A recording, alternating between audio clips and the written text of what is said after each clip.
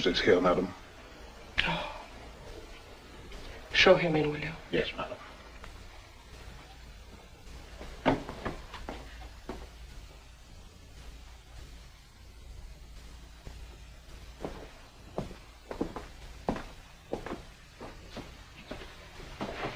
Good evening, Inspector. Good evening, Mrs. Paradine. I don't think you've met Sergeant Leggett. How do you do? How do you do? I must say I'm rather surprised to see you again, Inspector. I can't imagine there can be anything else that you want from me. I know, Mrs. Paradine. I'm aware of what you've been through, but I've been sent here to arrest you. It's incredible.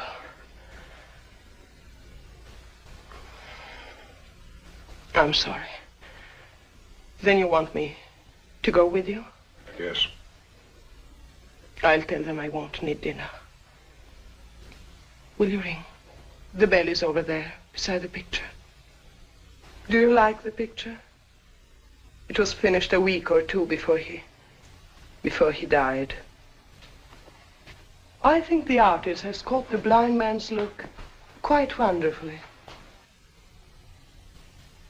Mrs. Paradine, I have to use some formal words at this point. Oh, Lakin, ask Helen to give you my black lamb coat and my black handbag. I suppose that if I need other clothes, they can be brought to me. Yes, ma'am.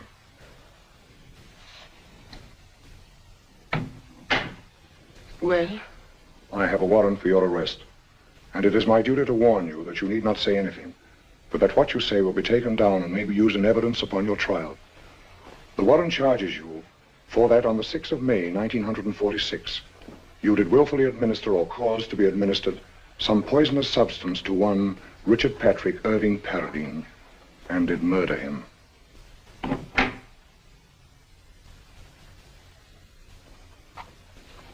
Lakin, I shall probably not be back this evening. Very well, madam. Tell cook I'm sorry about the dinner. Yes, madam.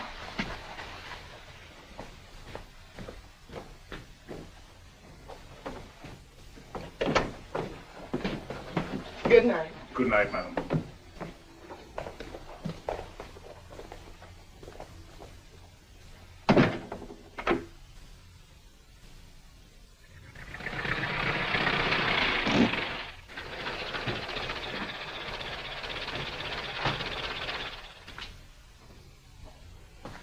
Yes, I know the country very well. The trouble is, it's so difficult to get there. We can't go by car, of course. In here, sir. I hope you'll forgive my being late. The fact is, I was just dressing for dinner when your call came. I took it in a bath towel. This is Chief Inspector Ambrose, Sir Simon, my family solicitor. Oh, yes, we're old friends. How are you, Inspector? Well, thank you, Sir Simon. We don't often see you here, sir. No, you must excuse an old man's foibles. The fact is, I'm not very keen on this place. We'll get out of it as soon as possible, Mrs. Paradine, won't we? As soon as possible. When you're ready, Sir Simon, we'll make the formal charge. Do you want to go into another room? No, it's not necessary. Just give me a couple of minutes here. Now, my dear, let's not waste words. You don't have to tell me the police are making a terrible mistake. We mustn't despair. Above all things, we mustn't despair. You're not despairing, are you? No, Sir Simon. Now, let me see. They'll read the charge over to you and then ask you whether you've anything to say. I think you'd better say no, just like that. Quite simply, no. Is that understood? Yes. All right, then. Madalena Paradine, the charge is that you, on the 6th of May, 1946, did willfully murder Richard Patrick Irving Paradine. Do you wish to say anything in answer to the charge?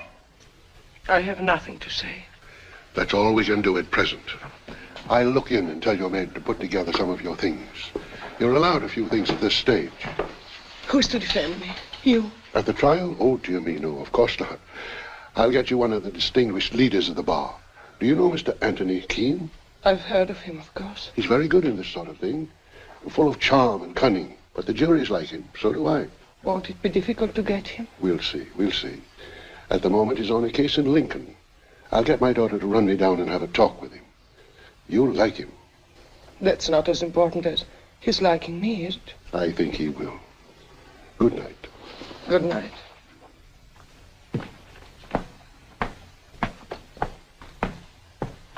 Good night. Would you come this way, please?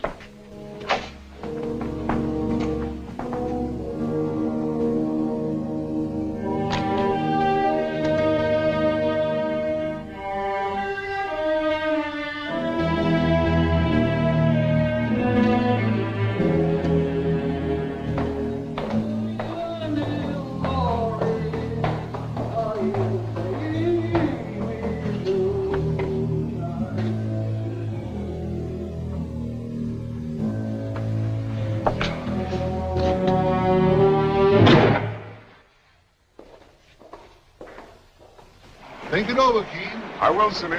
I will. Evening, Baker. Good evening, sir. Tony? Yes, my love. I knew it. I knew you didn't have an umbrella or raincoat. Oh, darling. Oh.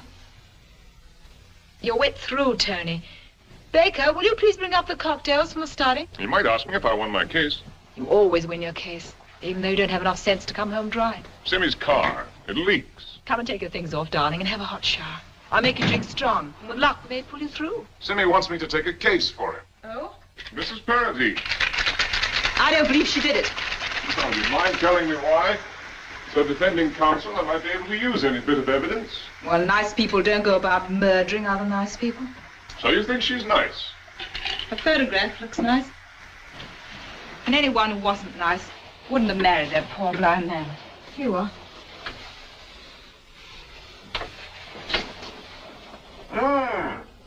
Just right. Good. So it's your opinion that nice people never murder their husband? Well, I suppose there are circumstances. It's amazing how 11 years of wedlock with the greatest realists in the country haven't altered a single one of your lovely delusions about nice people. I'm glad you're defending her. Why? Well, it's... Oh, darling, your hair's too wet. Let me rub it.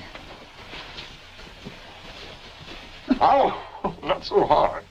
It's nice to be married to someone who can help others, even save their lives. Okay. But you have changed, you know, darling. 11 years ago, you wouldn't have taken on this Paradine case. Oh, nonsense. I never turned down a thumping big fee. Then any more than now. Ow! Oh, you'd have taken it on, but only after sneering for weeks at the decadence of the rich. I hardly recognize my lost ideals. I remember the first time you called on me, with 2 tickets for the first night of that shore play, do you remember? Mm-hmm. You'd forgotten to dress.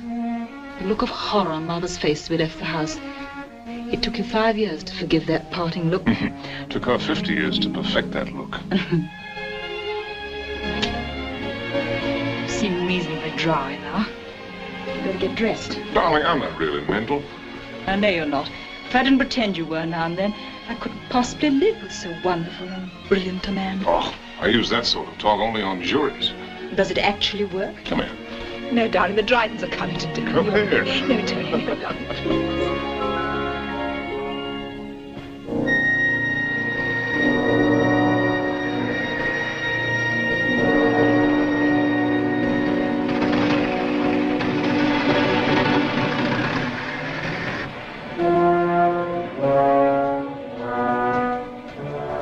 Find her a strange woman with an almost mystic calm.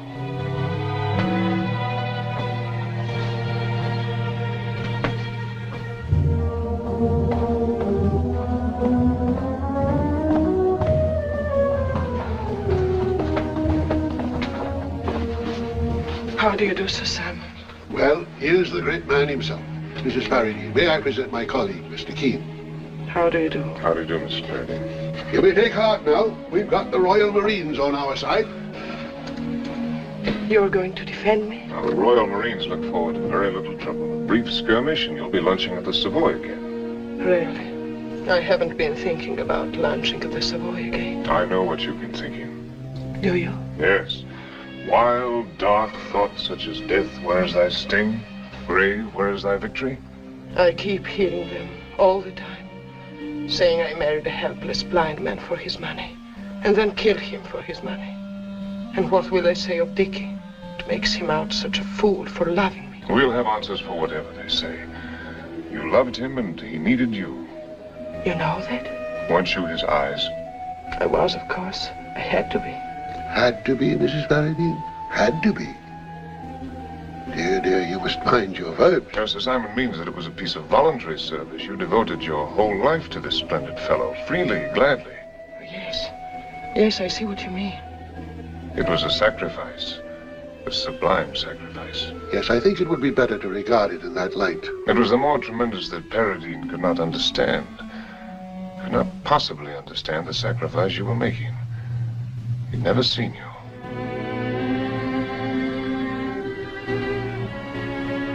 He'd never, as I say, seen you. Yes, yes, quite so, quite so. I'm not sure whether Mr. Keene will put you in the witness box or not. But if he does... I don't think we need trouble, Mrs. Paradine, with all that at this stage. When shall I be seeing you again, Mr. Keene? As soon as I've gone over the details with Susan. Thank you deeply. Well, good afternoon. Thank you for bringing him. Until the next time, then.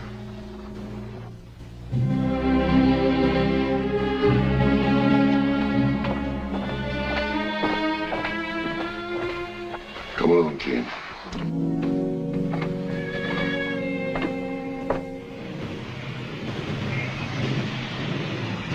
So you think Tony was taken with her, eh, Father? Now, let's not go on one of your fishing expeditions. All right, don't tell me. You know, Tony may be as good a lawyer as you think he is, but how he loves anything dramatic. Well, do hold still if you ever want me to get this thing tied. The impertinence of young people today is simply appalling. If there's one thing I can't abide... I know. It's impertinence. Can't you just see Tony giving another of his great performances, riding to the rescue of beauty in distress? How he must relish this. Well, if the case comes up before Harfield, he better not try one of those performances, or he'll be sat upon, and properly. Good gracious, will they? Yes, let's hurry, or Harfield will take it out on poor Sophie. And let's not miss a single word of his lordship's reminiscences. If I hear once more of his gay times in Deauville with Lady So-and-so... Remarkable old girl, Lady Millicent. We used to have great times together. Deauville, back in the 20s. I persuaded her to go in swimming at 70. I watched her frolicking in the surf and had sad thoughts about the impermanence of beauty. My dear, have you swallowed a plumstone or something? No, Tommy, I'm all right. I mean, I thought perhaps...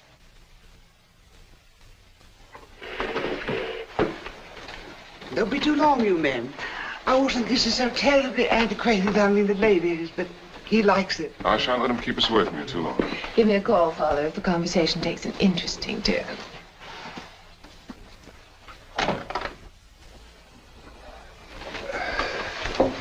I see that you haven't forgotten my debut. Keene is too good a barrister to have forgotten that. Sometimes I wonder how good you really are, Keene. Oh, good enough, or lucky enough. Come, no false modesty. There are not many better, shall we say? Yes, perhaps, but I am a legalist myself. You, my dear chap, have this habit of overcharging yourself with emotion when facing a jury. I am bound to confess that it does not particularly appeal to my sense of what is proper. Oh, come. Keene's not all that emotional. Please, Simmy, I do not like to be interrupted in the middle of an insult. Will you have a cigar? Thank you. You understand, Keene, that all this is simply my concern for you. Will you have a cigar? No, thank you. Tommy has a great opinion of your husband, my dear. At least I think he has. Your husband is very clever, isn't he? Yes, I think so. So's mine. I'm not sure that I like it. Shall I hurry them up? They'll be kicking the good old days around all night if somebody doesn't ring a bell. I shouldn't be telling you this, but I do so dread it when he has to take a murder trial. He comes home looking so... Yes, I can well imagine. There must be a terrible nervous strain trying a capital charge. Yes, that's it. That's very comforting. They were retrying Charles I, and Tony got him off. It's been such a long time. I've been chattering and chattering. My dear, I'm sure that Keene and Simmy would like to see your jade. Would they? I have some such pretty pieces. Very much indeed.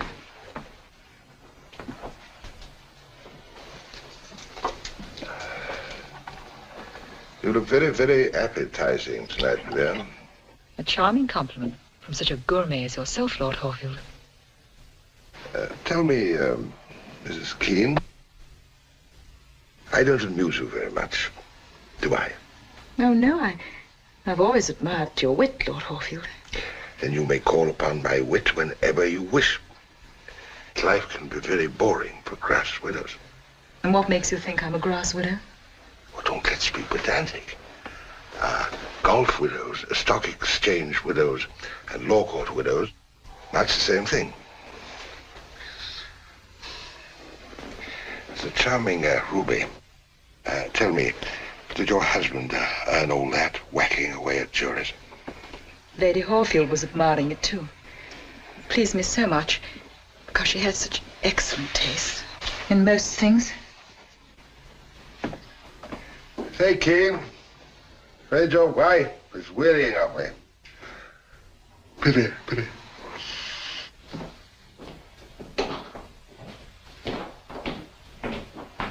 Well, aren't you coming up to bed, darling? In a little while, dear. You'll be tired in the morning.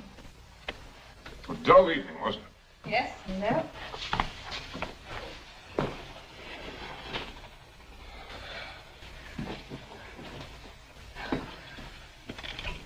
I have a murderous day tomorrow. Should never have let Simmy talk me into a new case with all the others I have. Did you see Mrs. Paradine? Mm-hmm. What's she like? Strangely attractive. I'm sure you'd think so anyway. Oh, no, I wouldn't. What do you mean? She's cost me too much. Cost you? Well, what on earth are you talking about? Well, if you don't remember, I'm not going to tell you. The anniversary of that trip I promised. Well, we'll still make it, my love. Maybe before the case even comes to trial. It's all right, darling. I'm afraid your excitement is always going to be in the Old Bailey and the other musty old law courts. No, dear. Honestly, I was thinking just today how much fun it would be to go to Italy. Italy? I thought we planned on going to Switzerland. I know. But Italy somehow seems so much more colorful. Might go back to Venice. You know, get in a gondola. Darling. Oh, what's the matter? What's so amusing? Nothing. I can't imagine anything more wonderful than being in a gondola again with you. Well, what is it then? Well, it's just that you're so transparent. And for such a devious kind of barrister, too. You're pretty devious yourself, don't you think? Come on, tell the jury what's on your mind. All right. Mrs. Paradine is strangely attractive. And isn't Italy colorful? See? Oh, all the idiotic I just thought it might please you to know that I can be jealous. Well, it isn't that. How can you think that I could be interested in a woman? Of course you're not interested. I hope you're not getting so old that you can't admire an attractive woman. But I want you to know something. That there are lots of men who find me attractive, too. Is that so? Who, for instance? Well, there's, Tommy, for instance. Tommy? Tommy Horfield.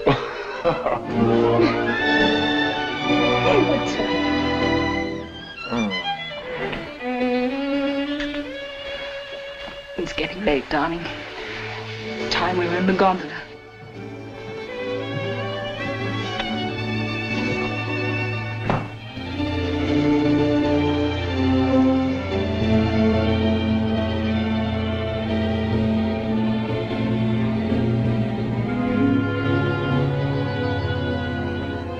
That's enough for today.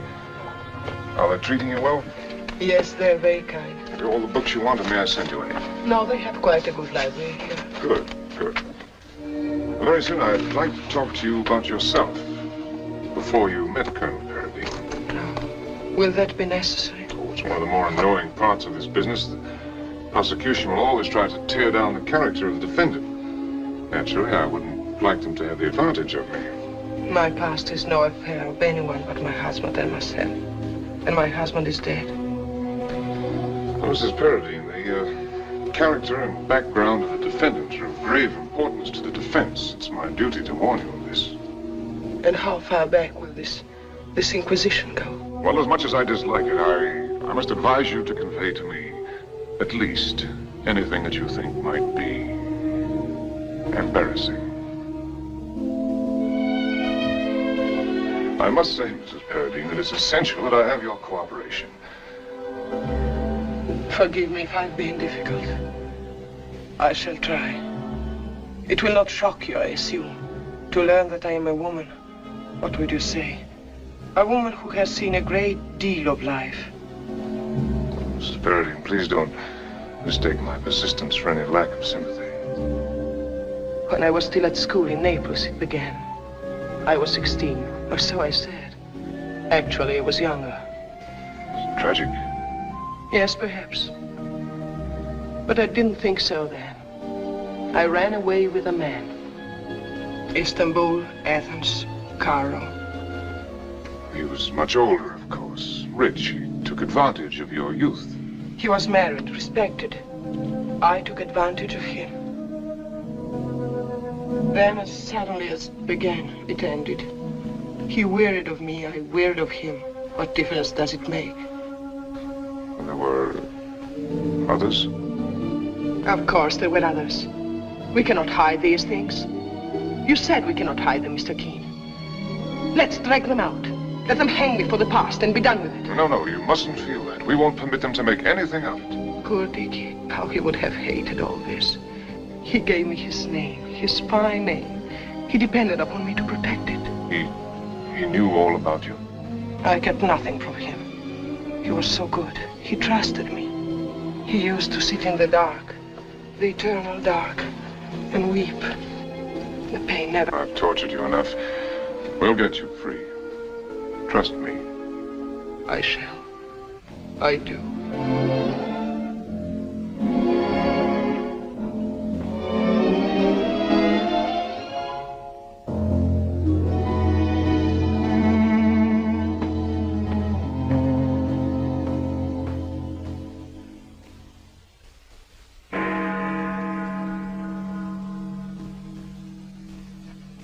Why not let the Crown have the burden of proof of its accusations?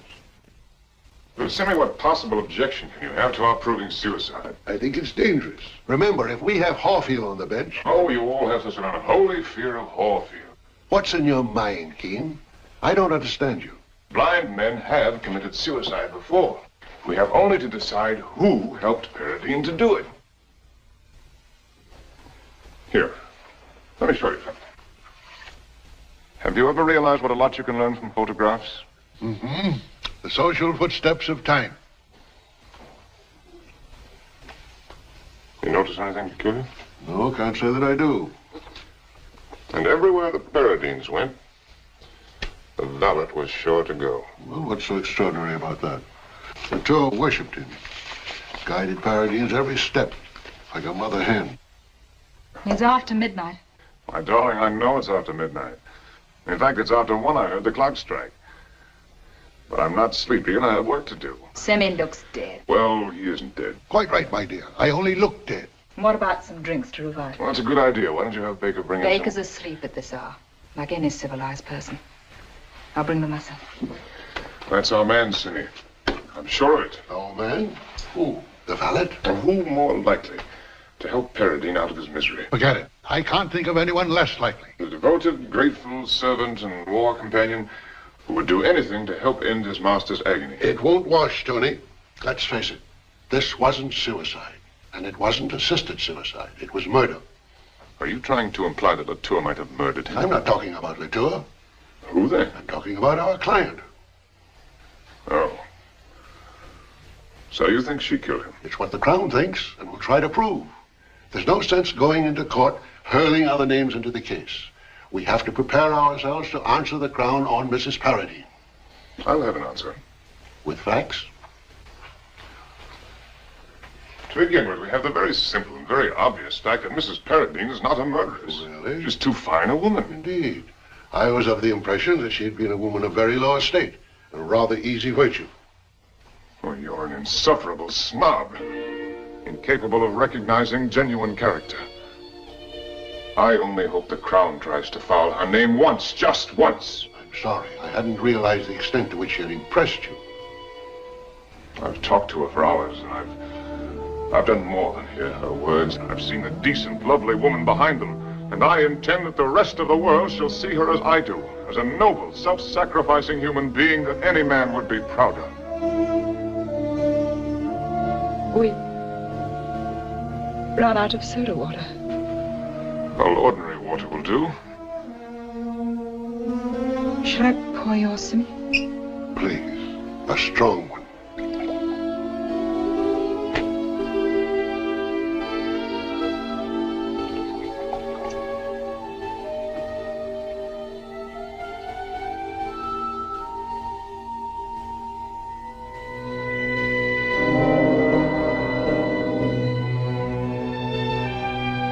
Latour worshipped the Colonel. That's true, isn't it?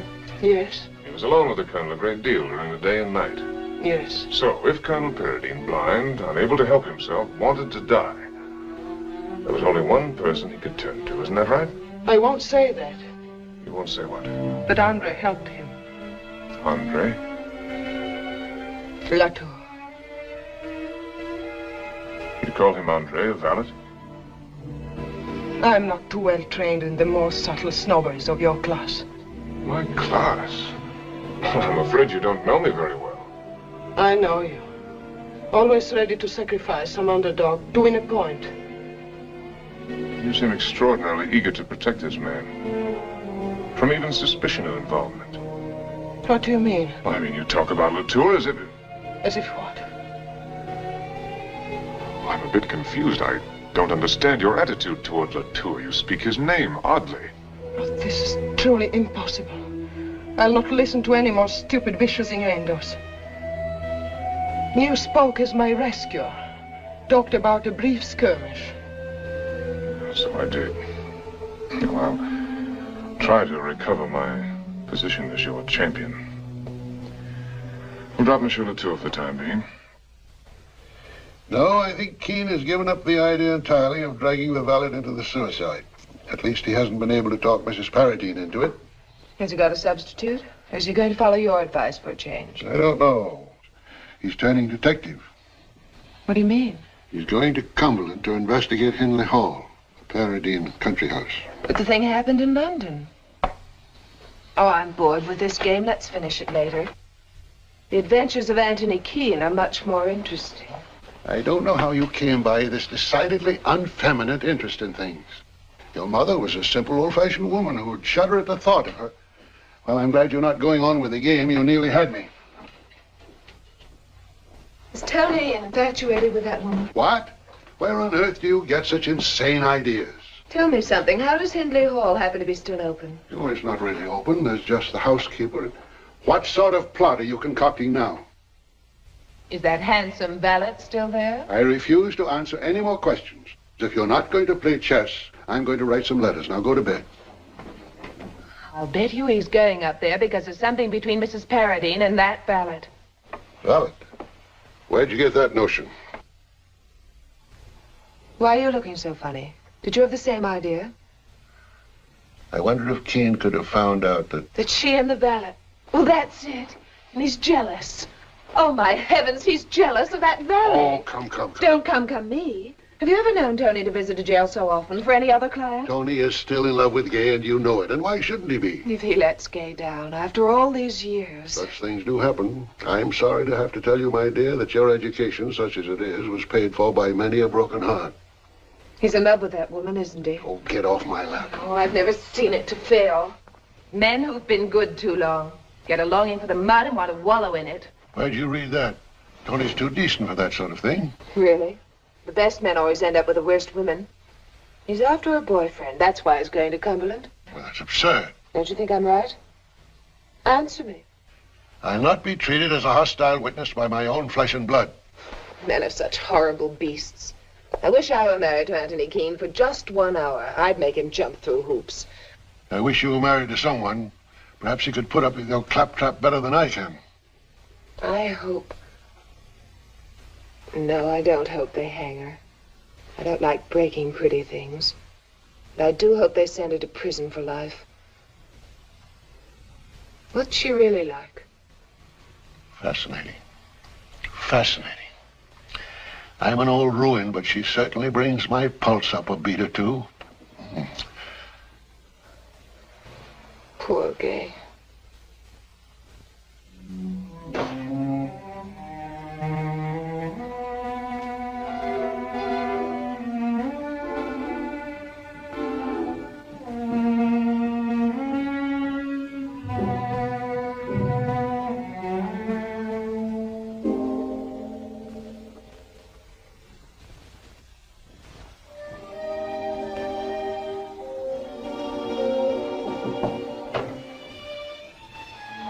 Hello, Tony. Hello, darling.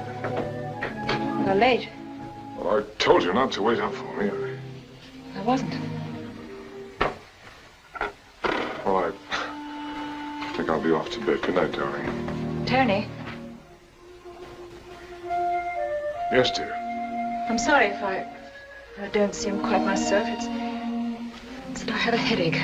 Oh, sorry that you're not feeling well. I'm afraid I'm a bit on the ragged side myself tonight. Tony, couldn't we get away? Just for a little while? You do need a rest. I've never seen you quite like this before. Oh, I'll be all right. Just a good night's sleep. Even if it's only for a few days. For our anniversary. You did promise that. Really, darling, there are some things more important than anniversaries.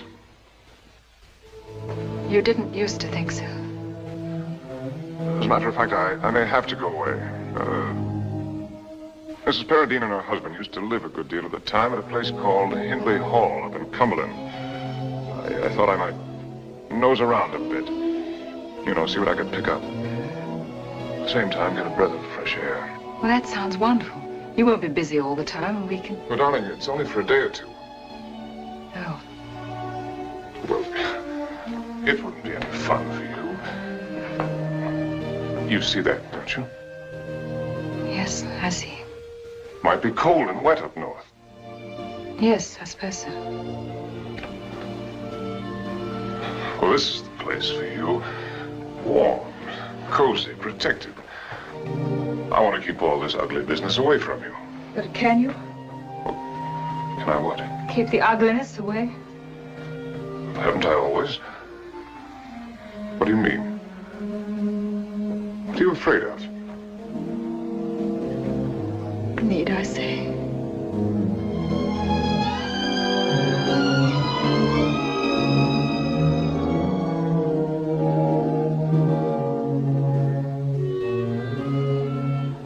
Listen, darling, this settles it. Nothing is worth this kind of trouble between us. I won't go to Cumberland. I won't go on with the case at all. I'll give up the brief. Tony. I mean it. Simmy can get someone else. But what will she say? What the devil does it matter what she says? Well, the case isn't so difficult. Any one of 50 men can handle it. Isn't that what you want? We'll leave for Switzerland. Leave next Sunday. Tomorrow, perhaps. Darling. Well, what's the matter now? Nothing's the matter. Just thank you. Thank you for being so good. I knew my old Tony couldn't have changed quite that much. Well, what do you say? Lucerne or St. Moritz? No, darling, neither. You're going up to Cumberland, and then you're coming back to your office, and then you're going into court. Oh, no, I am tired. That's what you said, and you're right. You're not too tired, Tony. You're not too tired. There aren't 50 men who can save her. There's only one Anthony Keene. You've always had such big ideas about me. No, darling, I haven't. Besides, I have a stake in this, too. I don't know what you mean. I wouldn't like a woman to be hanged, any woman, just because my husband had a rendezvous with her. In jail. Okay. Let's go to bed, darling. No, not now. Well, you'll come up to Cumberland with me. I'll be waiting here, cozy, comfortable, and protected. Good night, darling. Good night.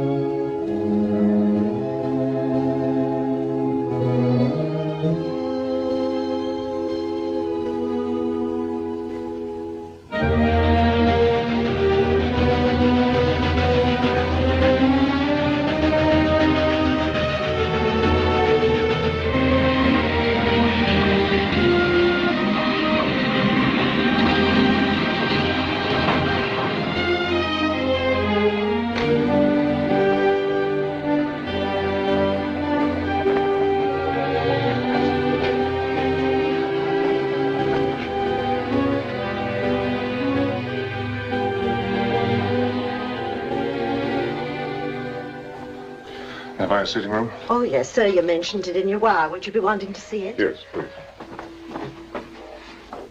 Would you like some cold fish and salad before you go to bed? Oh, no, thank you. But any chance of a whiskey and soda? Okie doke. Your bedroom's number 17. I'll have your bag sent up. Thank you. Are you a detective? No, why? Oh, I just wondered. Well, why do you ask? Have you had trouble here? Oh, no, not exactly here, but, well, we don't like being in the Sunday papers. Haven't you heard about the big poisoning case? That was Colonel Paradine. He had Hindley off. Oh, mercy me, your fire's going out. Yes, I heard about that. This chimney won't draw. We found a dead owl in it last Sunday. Hey, that murder's been the talk of the place. It was Mrs. Paradine that did it, they say. Oh, that's better. The sticks were damp and the wind's in the wrong way. Did you know her? Nobody knew her. Oh, she'd ride over here once in a while on a black hunter. Pleasant enough, but she never spoke to no one. Did she always ride alone? That's got it. Yes. Now I've come to think of it, she always was alone. And now the poor colonel's dead and the house is up to let. I heard it was. That's why I came, as a matter of fact. Oh, that's why you're here, Mr. Keene. I was wondering. Are you going to see the house tomorrow? Yes, I think so. Well, would you mind going in a pony and trap? Our car's all booked up for tomorrow. It's only about 8 miles. Fine, fine. Make it about 10 o'clock. Okie doke.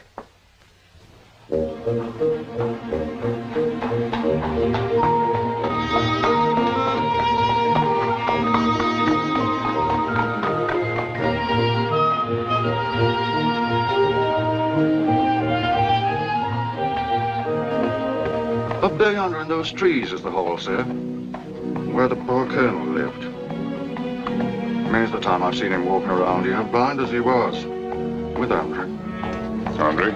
Andre led to her, colonel's body, sir. A queer one.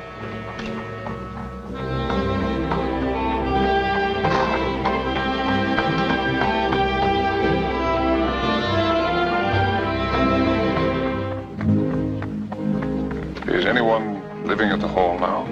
Only the caretaker, Mrs. Carr. Maybe Andrew's back from London now. They say he knows more about the poor colonel's death than he'll tell. He's a queer one, all right. In what way? Oh, I don't know. He keeps himself to himself. Perhaps it's because he's foreign. They never seem quite the same, do they, sir?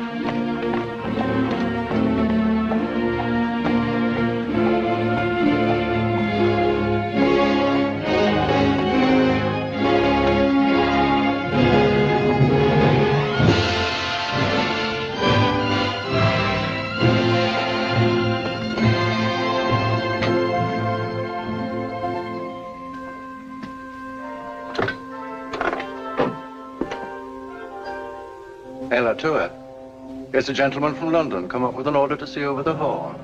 I'm interested in renting the house. In renting the house, Mr. Keene? Will you come in, please?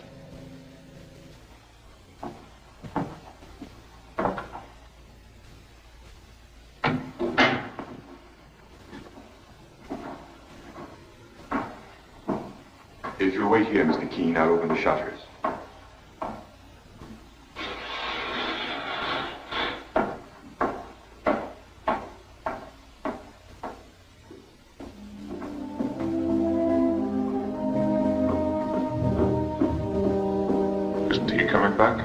You might and you might not, sir. Will you step this way? This is the morning room. It was the poor colonel's favorite room. It has a fine view, sir. He loved to have her describe it to him every time the seasons changed. Did she? I'll show you the upstairs, sir.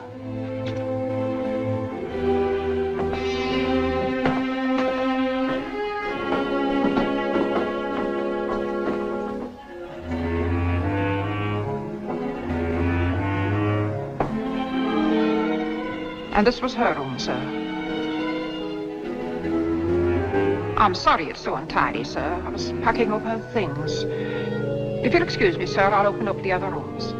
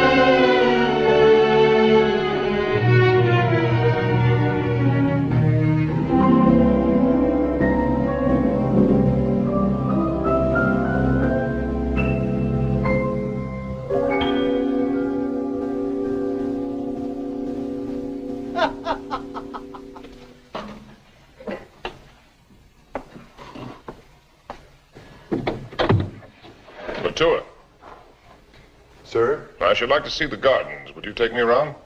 Very good, sir. Wait there for me. I'll be down immediately. We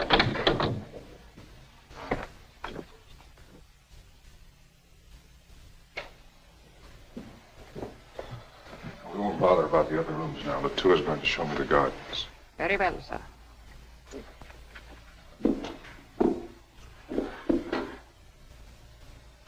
What door is that? It's Latour's room. Latour? Oh, why wasn't he in the servants' quarters? She felt he should be near the colonel. Well, I may drop in again tomorrow. Where's Latour?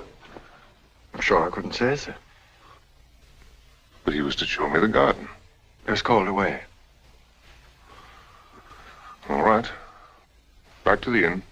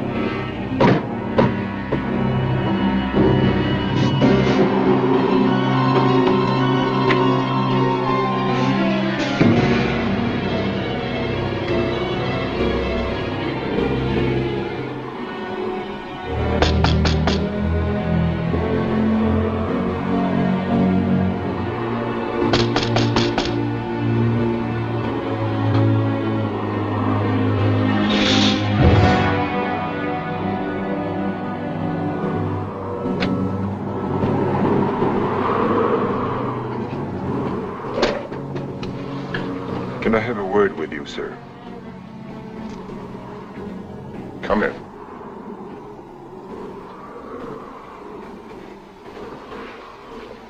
What can I do for you? It is not a question very easy to answer. How did you know that this was my room? I saw you come up from the lakeshore, and then this light go on. You've been watching the inn for some time? Yes, I walked over from Hindley. To see me? Yes, sir.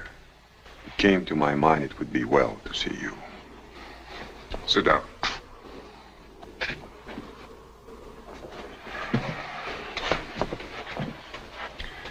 Why didn't you come to the front door? What was your object in coming in the back way? They'd all gone to bed, sir, and I didn't want to disturb the household. But you might have come earlier. I didn't care to come earlier, sir. Why not? I leave that to you, sir. What is it you want with me? Beg pardon, sir, but I thought it was you wanted to see me. Well, what caused you to think that? Well, you came to the hall. I didn't come to the hall to see you. I didn't know you were there. I came to see the house. But you asked me to show you over the garden. Yes. You said you would, and then you shot out of sight like a rabbit. Why? I don't know. I think first, no, I do not want to talk to him. And then I think perhaps I'm wrong. And remember this, Latour. You forced yourself on me. I didn't seek you out. You're apparently going to be a very hostile witness in this case. You're not one of my witnesses.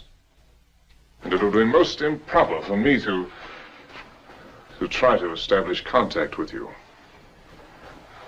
I came on you entirely by chance. But you wanted to come on me, sir. You choose to say so, but it so happens that it's my business, my job to save the life of your former mistress. Beg pardon, sir.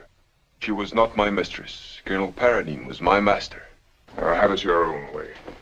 I would never have served a woman. It is not in my character to do that. I insist upon knowing what was your reason for wanting to see me tonight. And if you tell me why you came all the way from London, I'll tell you why I came here. Oh. So it's to be a bargain, is it? Why should I make a bargain with you? Call it what you like, sir. All I say is, you tell me and I'll tell you. Seems fair enough to me.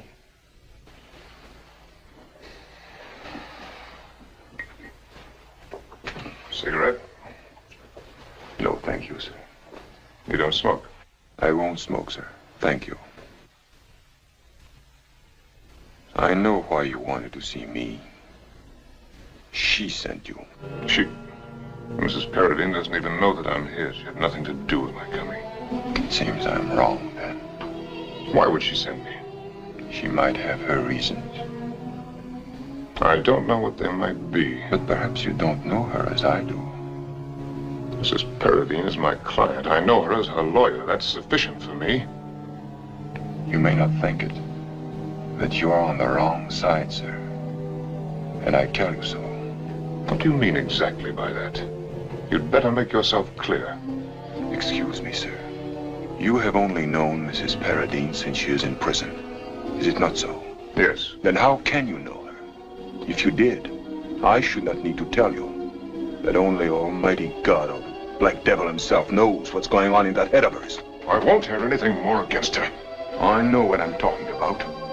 What I say is true. I know her. And I will tell you one thing more. I will tell you about Mrs. Paradine. She's bad, bad to the bone. If ever there was an evil woman, she is one.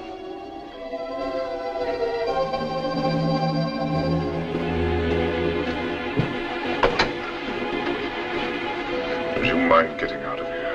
I don't want any dirty, lying sneaks in my room. Get out! Very good, sir, as you wish.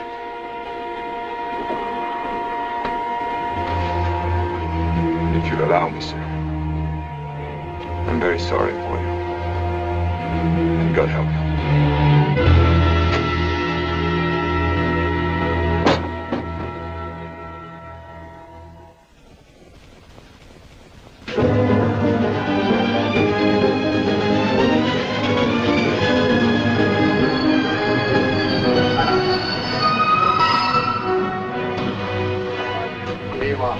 Holloway Prison.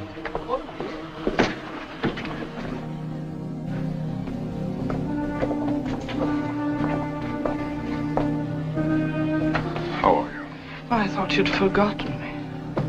Well, I've been out of London for a few days. I went up to Hindley Hall.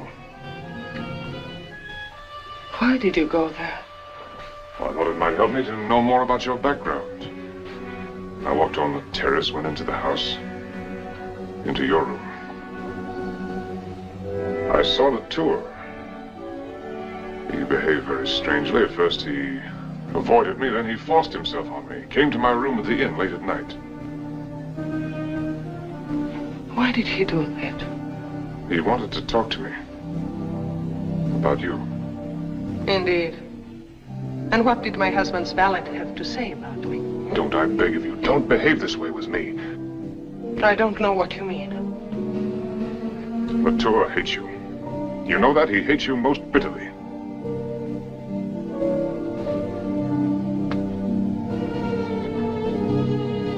He said you're an evil woman. Do you know what he meant by that? This man despises you. Why? He despises all women. Oh, what's the good of telling me that? It's you he hates, not all women. And the jury will find a reason why he hates you, because of something that you might have done to his master. Can't you see that? Of course I see. You needn't explain these things to me as though I were a child. Listen to me. I want to save you. I want to fight for you, but I can't like this in the dark. I can't sleep, I can't work, I can't think. I don't understand you. All right. Is it possible that Latour hates you because you made him disloyal to his master? That's enough, Mr. Keene. What existed between you and Latour? I will not be treated in this manner by my own counsel. I should prefer that you give up the case. Oh, no, I must save you. No one else can. My personal feelings are such that... You must forgive me if I regard my life as more important. I apologize. Deeply. If you'll forgive me, I shall do my best to defend you.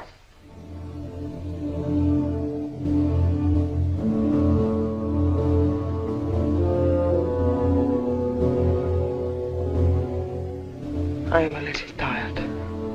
I think you also are a little tired.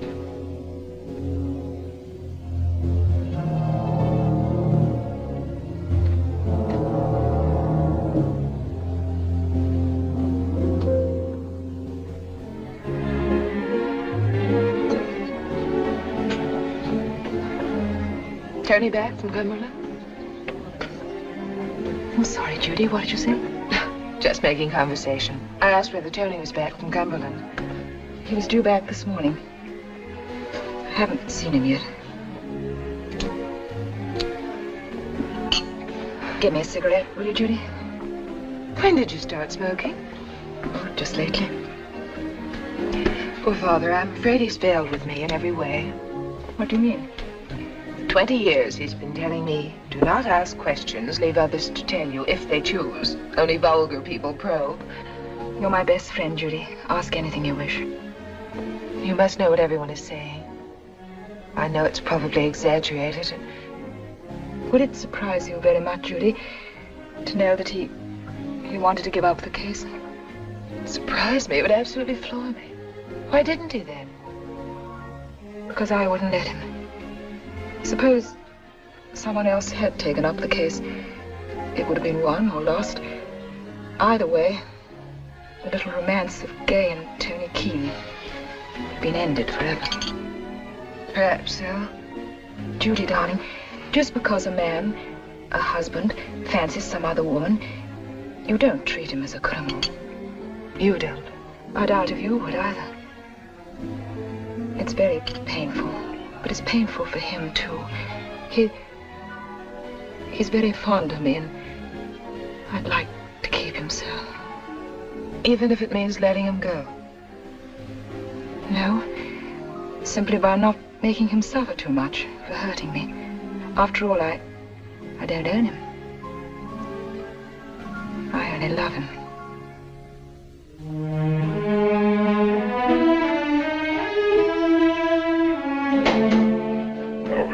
Mrs. Keene home? I'm in here, Tony. Hello, darling. You're just in time for tea. Come pour me a cup, will you? How was the journey? Not very interesting.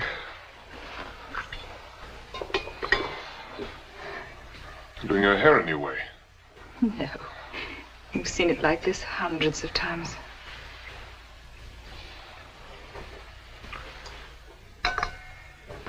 Would you rather I didn't talk? What do you mean? Oh, nothing at all. It's just that you look a bit tired. No, there's really nothing to tell you, dear. It was a big house. It's rather what you'd expect. You know the Lake District. Oh, Tony. What is it you want to know about, dear? Nothing. Actually,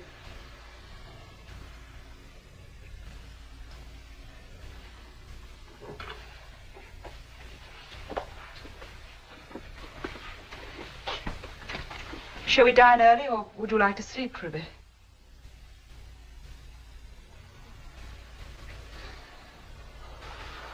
I suppose you hate her, don't you? Let's not talk about it, Tony. I'm trying hard, and I'm hoping that... You're hoping that I'll lose the case.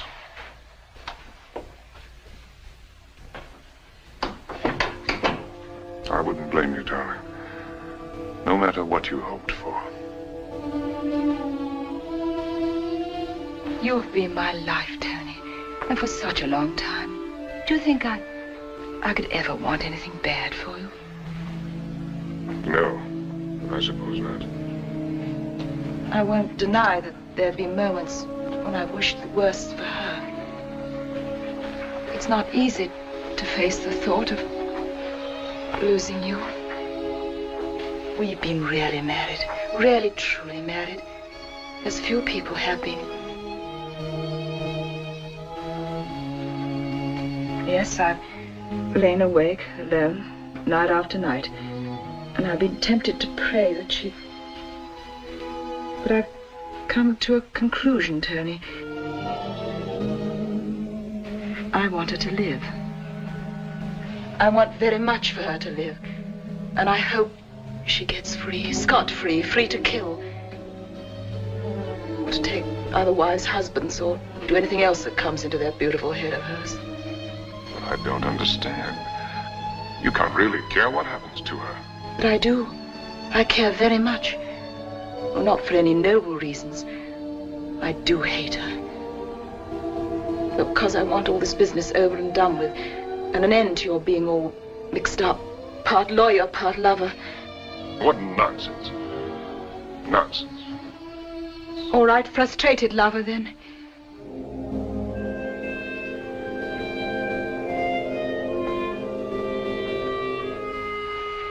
Yes, and part husband still, because you're not finished with me.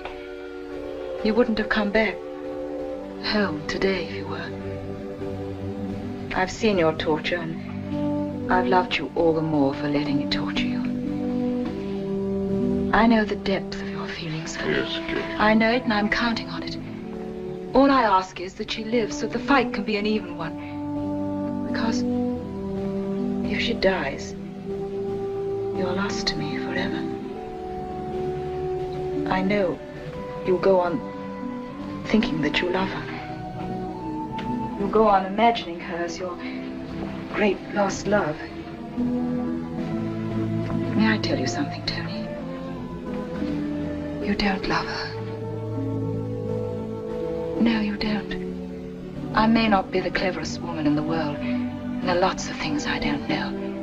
But there's one thing I know better than anyone else. I know you. Oh, my dear, if only I don't want you to say anything. But I do ask you for the most brilliant job of your entire career. I want you to win this case. I want you to get her free.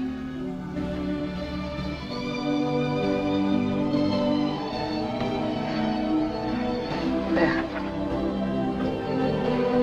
I've made my speech. What a speech. That's what comes of being married to a lawyer.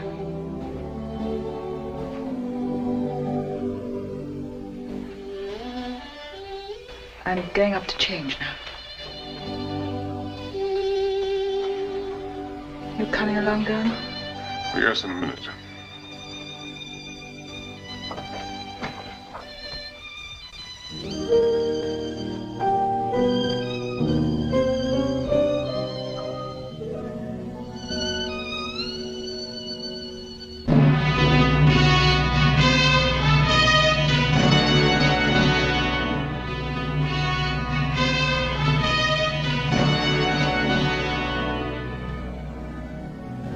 Are you ready, Mrs. Paradine?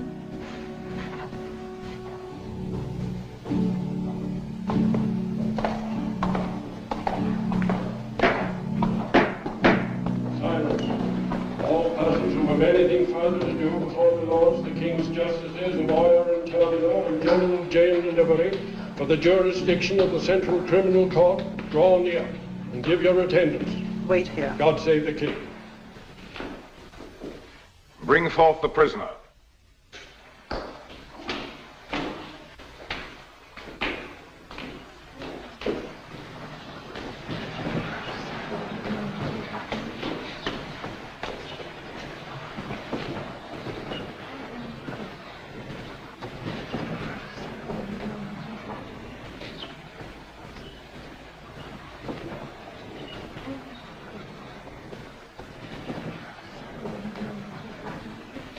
Madalena Anna Paradine, you're charged with the murder of Richard Patrick Irving Paradine on May the 6th last.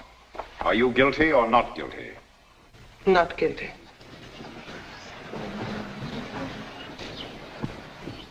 Oh, but Gay, darling, I don't see how you can possibly stay away. Oh, no, Tony won't be able to see you. We'll be in the gallery, just two more dim faces.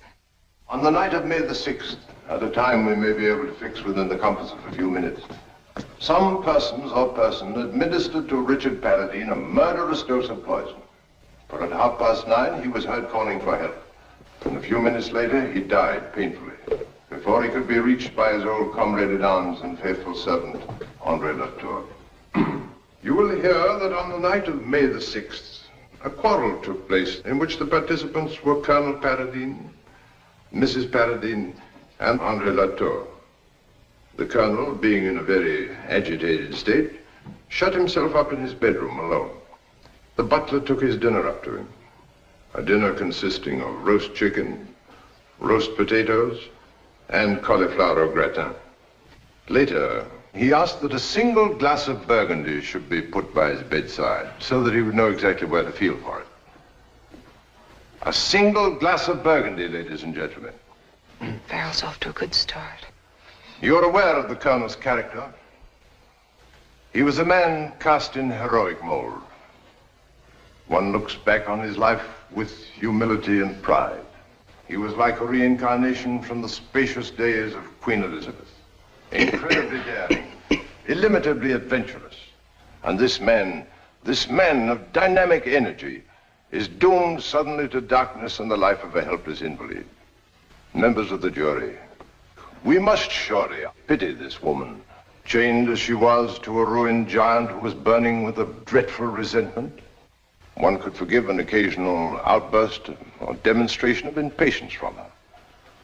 But the odd thing, ladies and gentlemen, is that outwardly this woman was a model of patience. But heaven knows what sultry fires were banked within.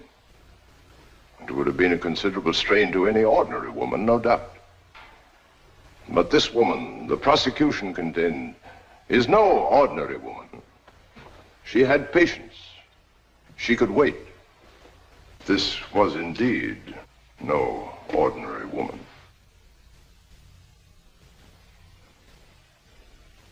Now, lady, you have said that after you served dinner to Colonel Paradine in his bedroom, he asked you to place a glass of Burgundy by his bedside. Is that correct? Yes, sir. Would you call that a suitable bedtime drink, you as a butler? No, sir, I would not. But the colonel... Answer my questions, please. Had he ever asked for a glass of Burgundy to be put by his bedside before? No, sir, not that I can remember. Did he usually drink Burgundy? It usually didn't agree with him, sir. But sometimes... That will do. He's building a suicide motive. One moment, Lakin. I think you told the jury that Colonel Paradine did not usually take Burgundy because it disagreed with him. Did he dislike Burgundy? Oh, no, my lord. On the contrary. He was very fond of Burgundy, but seldom dared to take it. Yes, my lord, that is correct. Reville's killed that point. Oh, what do you mean? By making it clear there was nothing so extraordinary about his drinking Burgundy. I was anxious that the point should be clear, Mr. King. Well, thank you, my lord. I'm obliged to your lordship.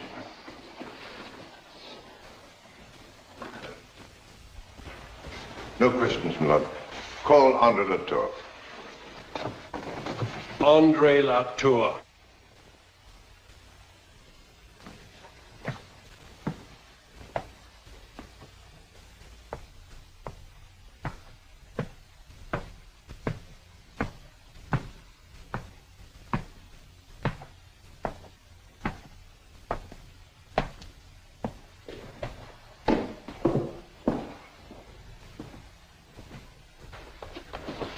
Take the testament in your right hand and repeat the oath.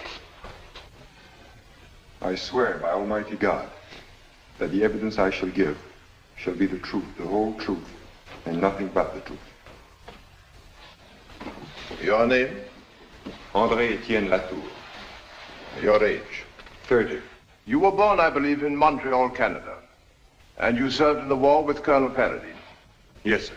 I was his manservant before the war. And later I had the honor of serving under his command. You won the Distinguished Conduct Medal and Bar for gallantry in the field. That is so, sir. At the time of Colonel Paradine's death, you were employed as his valet and confidential companion. Yes, sir. Well, speak up, Latour, so that we can all hear you. You were very much attached to Colonel Paradine, were you not? He was the best man I ever knew in all my life.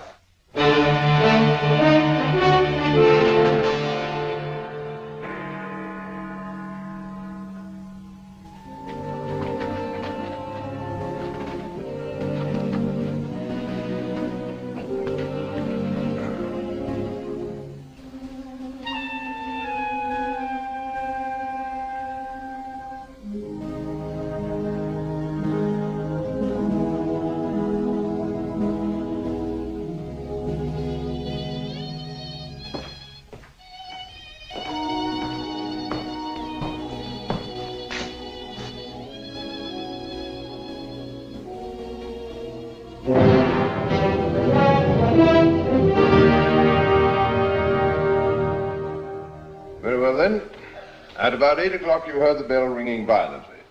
You went upstairs to the Colonel's room. You saw the Colonel and Mrs. Paradine facing each other. What happened then? He looked at me for a minute, in his blind way, and then burst out with it.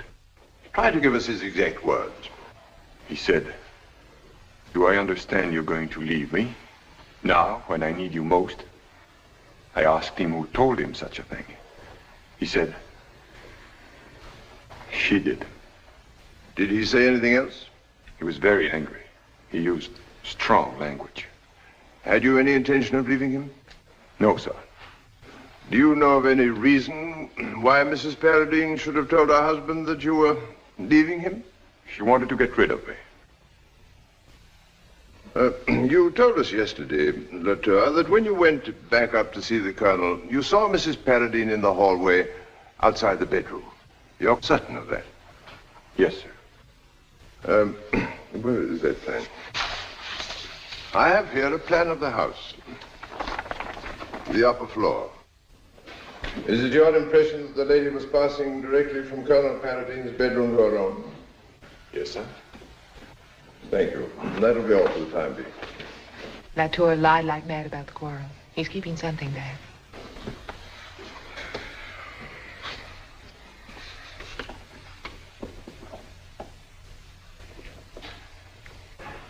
Does the name of Margaret Wells convey anything to you? Yes, sir. What does that name convey to you? I must try to help your memory. I put it to you that some years ago you were engaged to Margaret Wells of Three Rivers, Quebec. That on your wedding day she left you at the church door and went off with a saddler named Richard Truton. That is finished. That is in the past. Your question may be relevant, Mr. Keene. Its relevance escapes me. My lord, I submit that the witness has shown, in his evidence and also in his behavior, an almost pathological bias against not only my client, but against all women. I may be stupid, but I fail to understand what this jilting has to do with the case. After seeing the witness and observing his appearance and bearing, I should be inclined to regard the young lady's conduct as pathological, not his. Silence. Proceed to your next question. Very good, my lord. I'm not to be allowed to show one of the reasons for the witness's hostile attitude towards my client. Were you aware that Colonel Paradine made a will in which he bequeathed you the sum of £3,500? Come, it's a simple question of fact. Colonel Paradine told me he might leave me a little something, but I didn't know about the will, sir. You mean he told you he was going to leave you this legacy, but you doubted his word? No, sir, I did not doubt his word. Then you believed it? Yes, sir. Believing it, then you knew and believed that you would receive such a legacy on his death. Please answer the question. I don't know what you ask. You are being asked if you knew that you were to inherit £3,500 from Colonel Paradine if and when he died. We never discussed it. I didn't think about it. Yes, I knew. Now, you don't remember very easily, do you, Latour? Now, please think carefully before you reply to this. And remember that you were on your oath. When you were in London, did you or did you not repeatedly hear Colonel Paradine say that he wished to be dead? That he wished he was dead, sir? That he wished to be dead. Andre Latour, on your solemn oath, do you deny having heard Colonel Paradine say again and again to you and in your hearing that he was sick of life and wished to be dead? He said a lot of things when he was angry about his blindness. I got so accustomed to them, I didn't take much notice. You didn't take much notice? You did not take much notice. Very well. Would you tell the court, please, exactly what happened along about 8 o'clock on the evening of May the 6th? You mean you want me to go over my evidence again? No, Latour, I do not want you to go over your evidence again. But did you not stand in that box and swear by Almighty God, as you should stand before him on the great day of judgment, that you would tell the truth, the whole truth, and nothing but the truth? Did you? Yes, sir. Very well. I put it to you that your evidence was a tissue of lies. I put it to you that you were trying to cover up what really happened. There is another person in this court who was there, who knew what happened. Remember that. Mr. Keene, what is your question?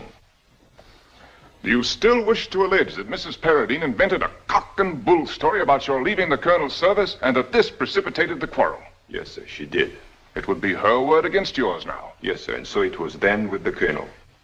You are then asking his lordship and the jury to believe that after years of devoted service in the field and in the sick chamber, that you were in this position, that Colonel Paradine had absolutely no faith in your word of honor?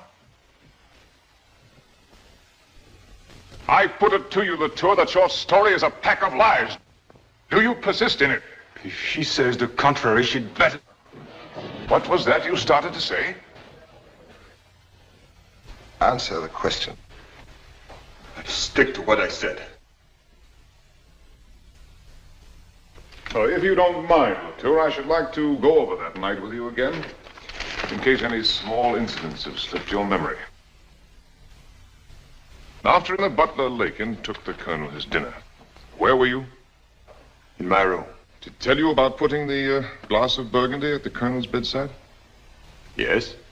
Or was that not unusual? Maybe so. No maybe about it. Was it or wasn't it? It was, sir. And after he had told you this, then you went upstairs again? Yes. Why? I had no special reason, sir. Well, shortly before, the Colonel had denounced you in strong language for deserting him. And yet you went upstairs for no special reason? I was unhappy about being on bad terms with him. What's that? Speak up. The jury can't hear you. I wanted to make it up with the Colonel. Oh, very well. You knocked at the Colonel's door and went in. I knocked on his door. I did not go in. Very well, you knocked. And what happened then? The Colonel told me to go away. He told you to go away?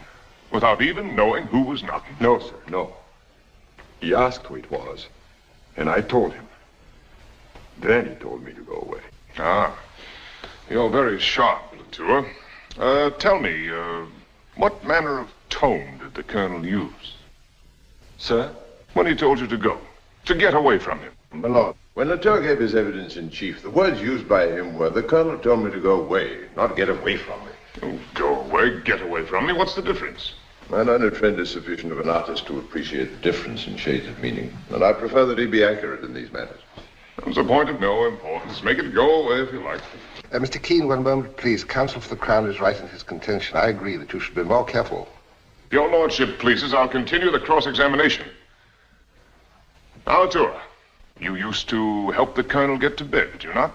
Yes, sir. Quite a complicated matter, getting a blind man to bed. Didn't everything have to be made ready? His toothbrush, his pajamas, hot water bottle? Yes, sir. And yet you did not enter the room, not even to see that Lakin had put the glass of Burgundy in the right place where the Colonel wouldn't knock it over by mistake when reaching for it? I wasn't thinking about the Burgundy. Very well. You were wondering what to do to make it up with the Colonel, and you were very much upset. Is that putting it fairly? Yes, I think so. You have stated that you saw someone else in the hall? Yes, sir, Mrs. Paradine. And what was she doing? Going into her bedroom. Mrs. Paradine's bedroom was directly across the hall from the Colonel's bedroom. Is that correct? Yes, sir. At the moment when you saw Mrs. Paradine, had you the remotest idea where she'd come from? No, sir. She might even have come out from her room, seen you, and turned to go back in again. It is possible. But she could not have come out from the Colonel's room without going around you. Or through you. Is that correct? Yes, sir. Now, you saw Mrs. Paradine go into her room and shut the door. And what did you do then? Nothing. I hung about for a minute or two.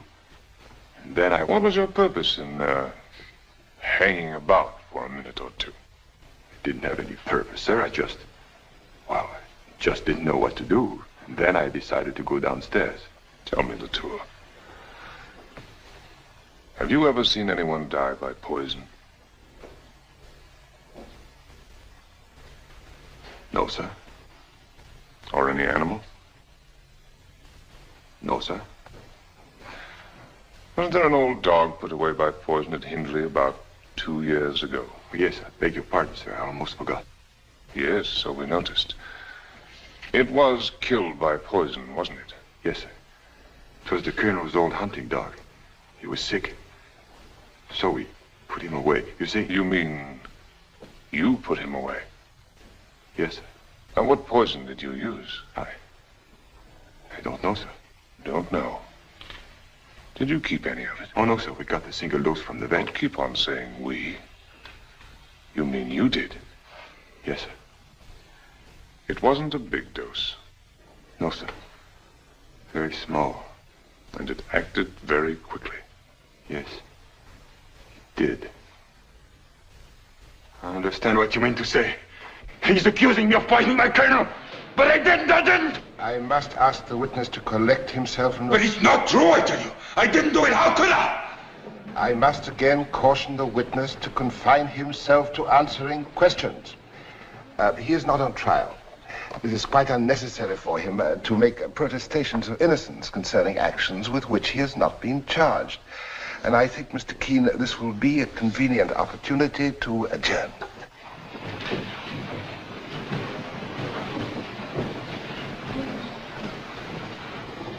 We will resume at 5 minutes past 2. I swear by Almighty God that I shall well and truly keep this jury in some private and convenient place, with such accommodation as the court shall direct. I will not suffer any person to speak to them, neither will I speak to them myself, touching the trial held here this day, unless it be to ask them if they're agreed upon their verdict, without leave of the court.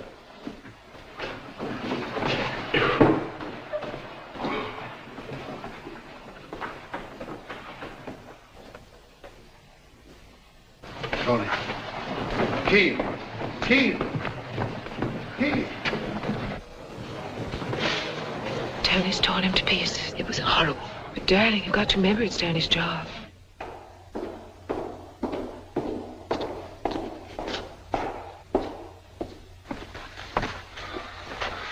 Well, it's going well for us this morning, really well. Has it? Oh, surely you must know that. I'm not a lawyer. Oh, good heavens, you're a clever woman. Don't you realize how I shook him? You have not kept faith with me. What do you mean? I did not agree to what you have done today. But I objected when you wanted to make it appear that Andre had helped my husband kill himself. I objected even to that. And now you make him out to be a murderer. Now I will not forgive you for what you have done today. Forgive me?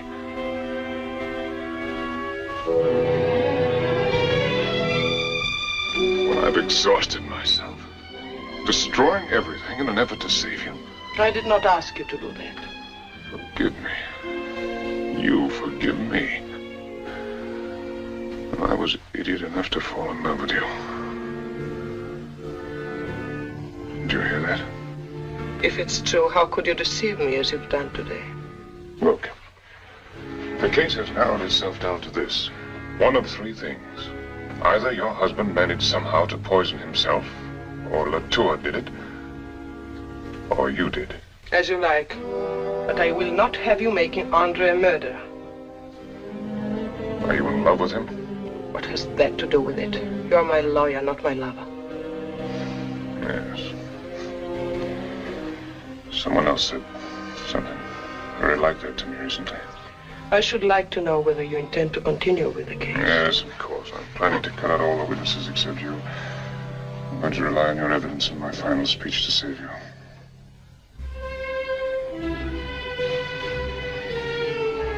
I know I can trust you. I feel it. Yes, you can trust me. You will save me, but not at his expense. You understand that, don't you? I suppose that's the only way to save you. You are not to destroy him. If you do, I shall hate you as I've never hated a man. I must go on the way I've begun. I must act according to my own view. You can do what you like. I've not finished with the tour yet. After that, I shall put you into the box. You can say what you like there. My questions will be mine, your answers yours.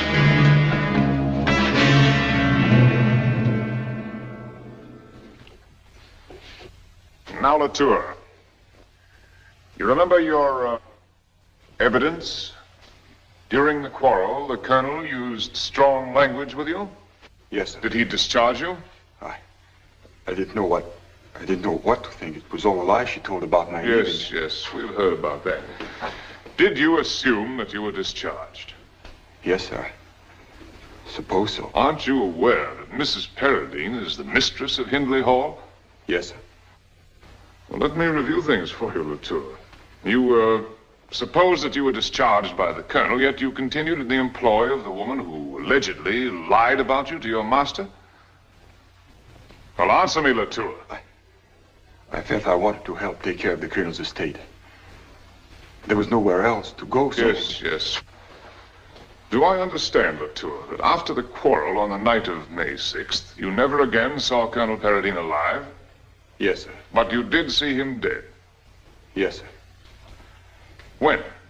After Dr. Young left, I was told to clean up the room. Who gave you these instructions? She did. Whom do you mean by she? Mrs. Paradine.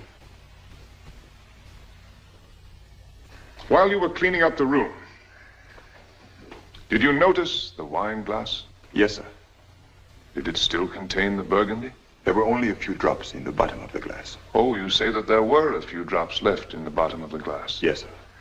If you were told that Dr. Young had examined the glass, after he had discovered that Colonel Paradine was dead, that he'd examined the glass and found it to be clean, that it had been washed and dried, would you still hold to your statement that there were a few drops of burgundy remaining in the bottom of the glass? Yes, sir. I still say the same thing. When did you wash and dry that glass, Latour? I never washed or dried that glass. I never touched it. I left it just where it was. You stated that it was Mrs. Paradine who sent you in to clean up the room. Yes, sir. That after she sent you into the room, the glass of burgundy was not yet washed. Yes, sir. Then it could not have been Mrs. Paradine who washed the glass. Really, my lord, all this is most improper. I simply must insist that these questions be kept within bounds. Yes, I noticed that the learned counsel was tending to make points rather than ask questions, but I was reluctant to interfere, knowing how he resents interruption.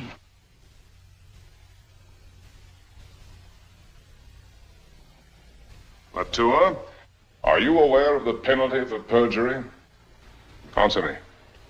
I've told the truth.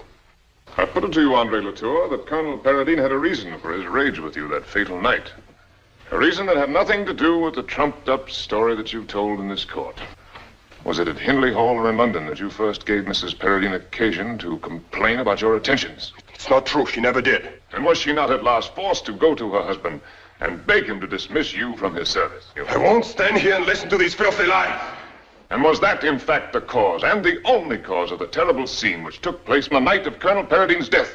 No, she can't say that. The colonel knew, didn't he? Knew because she told him. Isn't that the truth? Answer the question. I will not answer.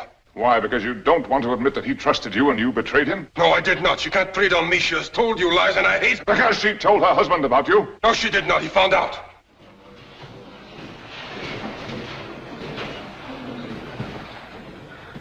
Then you mean he heard you speaking improperly to his wife? Yes. My lord, I've finished with the witness. I didn't want to tell about it. I didn't want to hurt his good name. But you have spoken. You and she. Both of you. So I too will speak now. I am finished with the witness. Oh, Tony. It was she who dragged us both down. I hated every moment with her. But God forgive me. Couldn't help myself. My lord, this man is a confessed perjurer. Must the jury listen to this rubbish? Mr. Key. He's finally been forced to tell the truth and is now trying to involve my client in his treachery. Mr. Key, might I remind you that this is not the first time that you have been responsible for an over-emotional atmosphere in court. I cannot blame the witness for his behavior. My lord, with all respect, I submit that a transcript of this man's evidence be sent to the Director of Public Prosecutions with a view to formulation of charges of perjury, which he certainly has committed. And whether to such a charge might not also be added one of murder. Mr. Key, you seem anxious to usurp the duties of the judge in this case. Proceed, Sir Joseph. Latour, in testifying as to what was heard by Colonel Paradine, are you implying that you engaged in an adulterous relationship with Mrs. Paradine?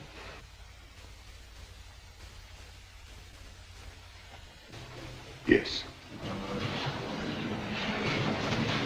You know now what I did. I can't live with the memory of what I've done. I'm afraid I must ask you to bear with a few more questions. Did you avoid the truth because of your feelings about this woman? Yes, I lied. Because I didn't want the world to know what she was. His wife, my colonel's wife. And also because you cared for her? I don't know how to say it. I tried not to, but... That is all, Todd. My lord, that concludes the case for the prosecution.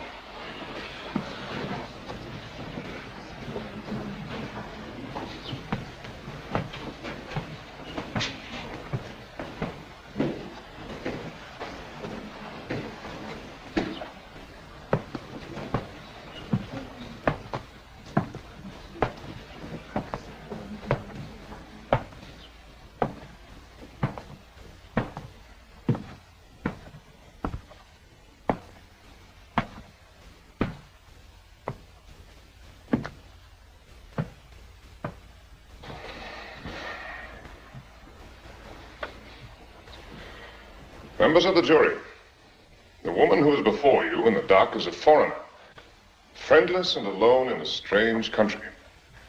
But a country that, thank heaven, has always prided itself on its passion for justice. I had intended to call before you numerous witnesses on her behalf, to speak of her character, of her self-sacrifice. A sacrifice made cheerfully by a beautiful woman while still fascinating and still young, in order to bring the light of her affection into the darkness of a blinded man's life. But after hearing the case for the Crown, we find so little to rebut that we have decided to call no witnesses members of the jury except the prisoner. He hasn't lost his nerve, I'll say that for him. When she has been heard, I am confident that the decision of the jury will be not guilty. I will now ask the prisoner to go into the box. Absolutely certain that when she leaves it, there will be nothing left of the stain which the prosecution, as I hope to show, has so recklessly and unjustifiably sought to place upon her character. I call the prisoner Madalena Paradine.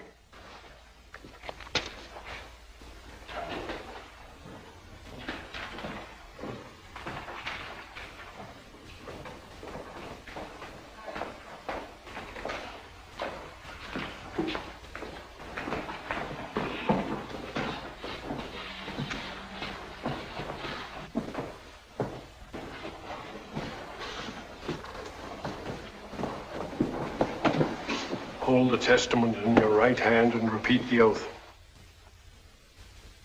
I swear by Almighty God that the evidence I shall give shall be the truth, the whole truth, and nothing but the truth.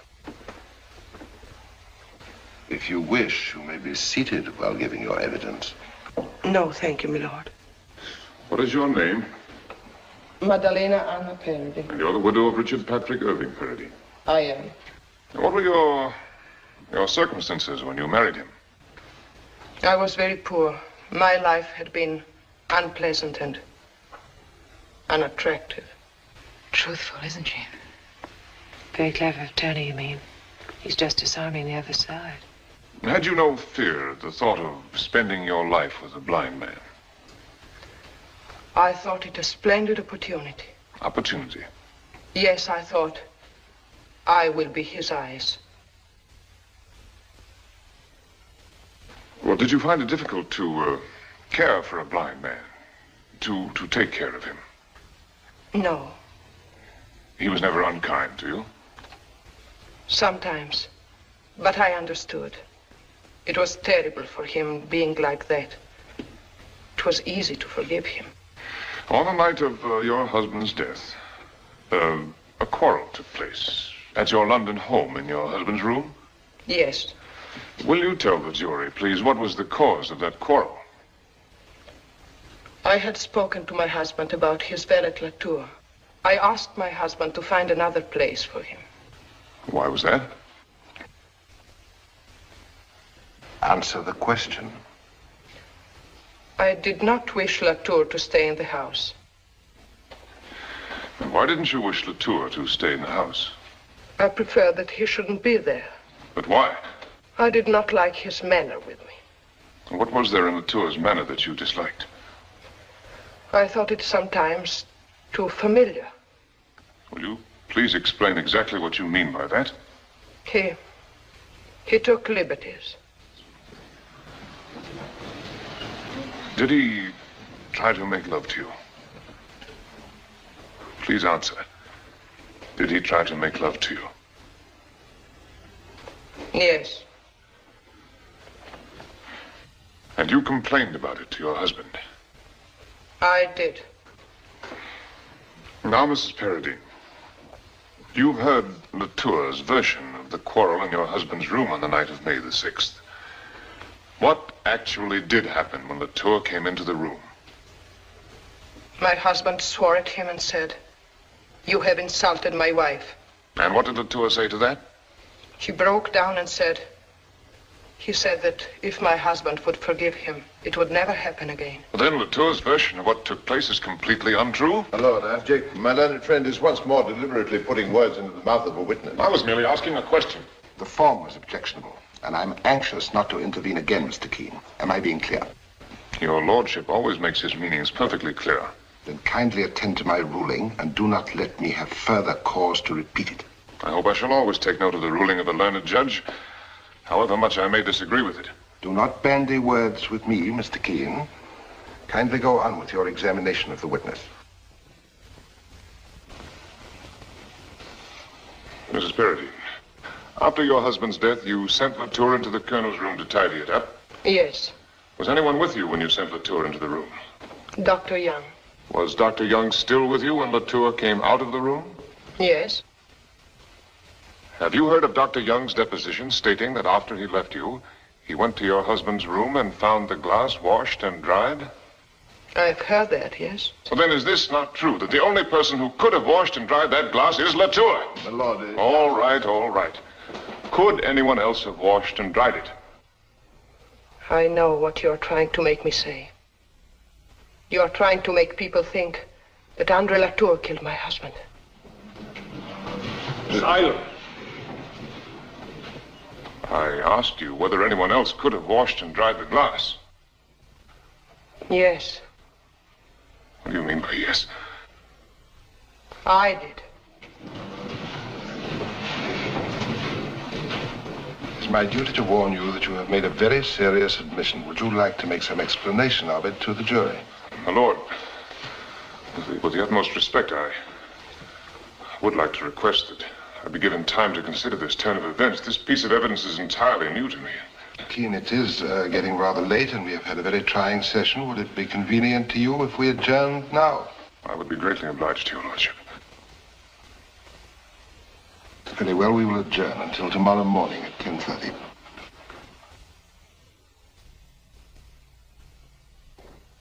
Are you sure you won't stay for dinner, Judy?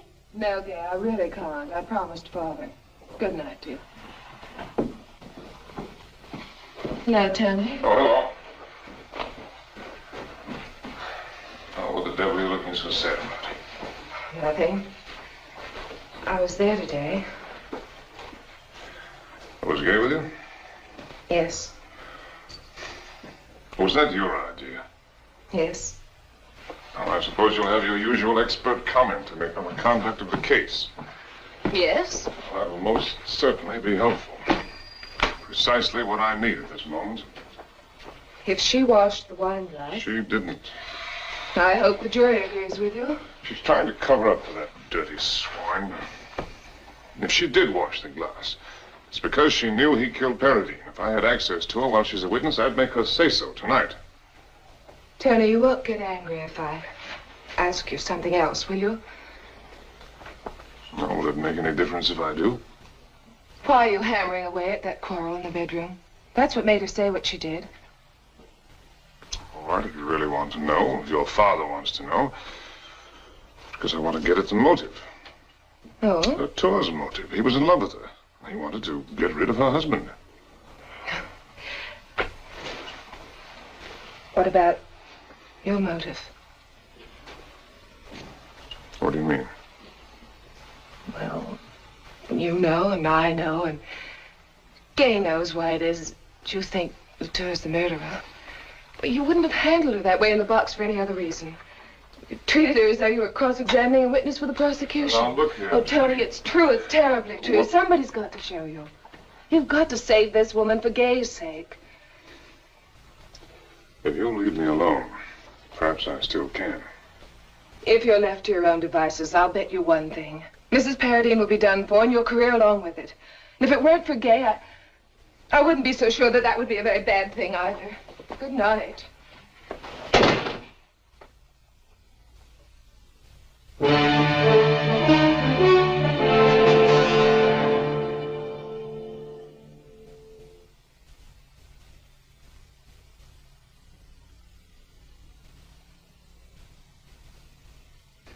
My lord, I've finished with the witness.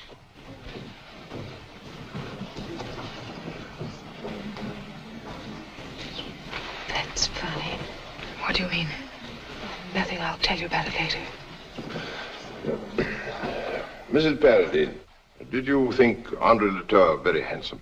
Of course not. He is a servant. How could I consider him in that way? These attentions on the part of Latour had gone on for some time. Yes. Why did you wait until that night to tell your husband about the matter? I was ashamed. Why should you be ashamed? Was it your fault? Of course not. Then why be ashamed? Was it your modesty that held you back? Remembering your past, would you say that? My lord, I protest against that insinuation. There's been nothing in the evidence that reflects on the witness's past. My lord, there was no insinuation. I merely tried to convey that a lady of her, to use her own words, her unattractive past need hardly have refrained from appealing to her own husband on the score of maidenly modesty. I must ask you, Mr. Keene, not to interrupt counsel. I will intervene if I see reason. Proceed. Now, I ask you on your oath, Mrs. Paradine. Did you not refrain from complaining about Latour because you were madly in love with him? Madly in love with him? And yet I went to my husband and asked him to send Latour away? Is that what you think? Did you not finally succeed in your objective and induce this unfortunate man who worshipped his master to be false to his trust and betray that master? I deny that. Now, Mrs. Paradine, is it not the fact that as soon as you discovered Latour took no interest in women, you resolved to overcome that indifference? No. Weren't you in love with Latour all the time he lived at Hindley Hall? No. Were you not madly in love with him all the time and he lived with you in your house in London? What you say is not true. Is anything wrong, Sir Joseph? My lord, I would like to have an opportunity to consider what bearing this has on the case. I've just been informed that the witness Latour has done away with himself. Andre? That does it. Oh, Tony. My lord, I submit that this has great bearing on the case. It's perfectly obvious why the witness has committed suicide. It bears out my... I don't think so. You'll recall that the witness himself said something about not being able to live with the knowledge of having betrayed his beloved master. I suggest that both counsel recover their equanimity and remember where they are. The jury will disregard the statements of both Sir Joseph and Mr. Keene and all that they have just heard. None of that was evidence. Mr. Keene, do you wish to apply for an adjournment so that you may consider your position? No, my lord. On further consideration, I have no application. I will, however, have my observations to make to the jury in due course. Yes, yes. Sir Joseph, does this affect the prosecution to the extent of asking for an adjournment? Oh, no, my lord. I only regret that the court has been subjected to this additional sensationalism. Then proceed, Sir Joseph. Mrs. Paradine, you admitted yesterday that you deliberately washed the glass that contained the poison which killed your husband. Why did you wash that glass? Answer my question. Why did you wash that glass? You must answer the question. I'm sorry, I didn't hear. Counsel has already repeated the question once. What does it matter now? Andre's dead. The man I love is dead. I thought about it day and night, but I didn't know how. I wanted to do it so that we could be free.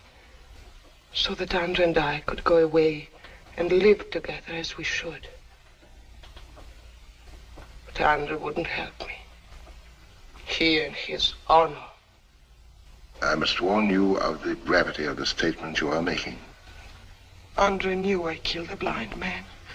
Andre knew it. I didn't tell him, but he knew it.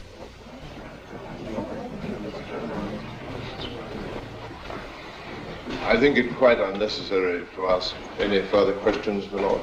Is there anything further you wish to ask the witness, Mr. Keene? Mrs. Paradine. I have nothing more to say to you, Mr. Keene. I loved Andre Latour. And you murdered him. My life is finished. It is you yourself who have finished it. My only comfort is the hatred and contempt I feel for you.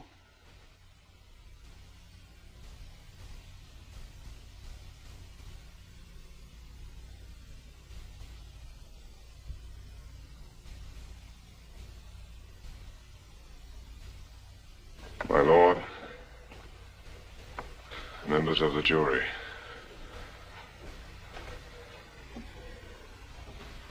I've done my best.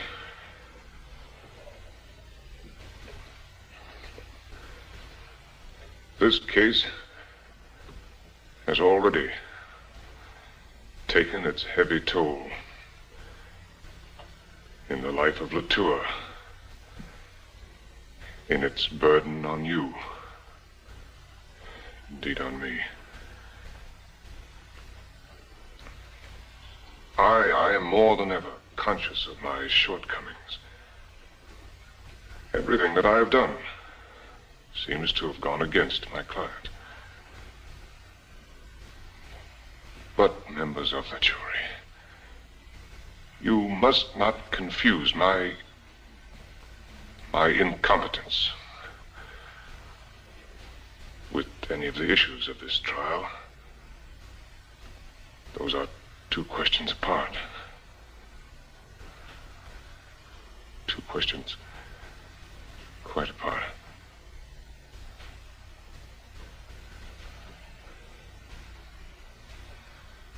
Many things have become obscured in this trial. Many things have become obscured.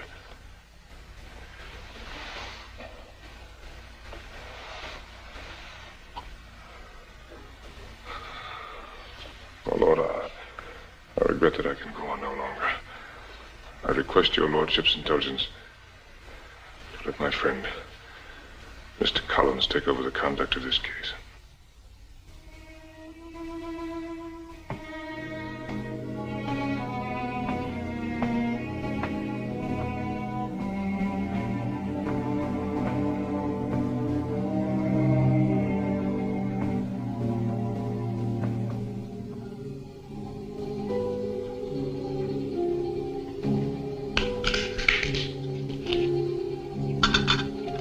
Surprising how closely the convolutions of a walnut resemble those of the human brain. I wish you hadn't refused. Forbidden me to. Of course, you were quite right. To go to the trial today. Your coughing, my dear, might have distracted me. It was important that I should concentrate on Mr. Keene's performance. Of course. How I shall pray the verdict will be not guilty. Must I listen to more of your silly pity for every scoundrel, man or woman? I do pity her. Who needs pity more than a woman who's sinned? You always forget that punishment is part of the scheme, an extremely necessary part of it. Doesn't life punish us enough, Tommy? Doesn't it? Why should we hurt each other? We've no right to be cruel. If I'm certain of anything, I'm certain of that. You knocked over a glass. Oh, so I have. Give it to me. You've been talking even greater nonsense than usual tonight, Sophie. I'm afraid this trial has got on your nerves. So I suggest you go to bed. Yes, I will, Tommy. I'm sorry. Oh, that poor woman. Couldn't you do something for her? How dare you speak to one of His Majesty's judges like that, you silly woman? The jury decides questions of guilt or innocence. I may be silly, Tommy, but I love you. I've always loved you. And you must have known for years how terrible it is to love a man who... Oh, Tommy, when you were young, you were kind. But you can't sit on that bench and... As long as I sit on that bench, my dear Sophie, I shall continue to do my duty. And I have performed a duty today. The Paradine woman will be hanged after 3 clear Sundays.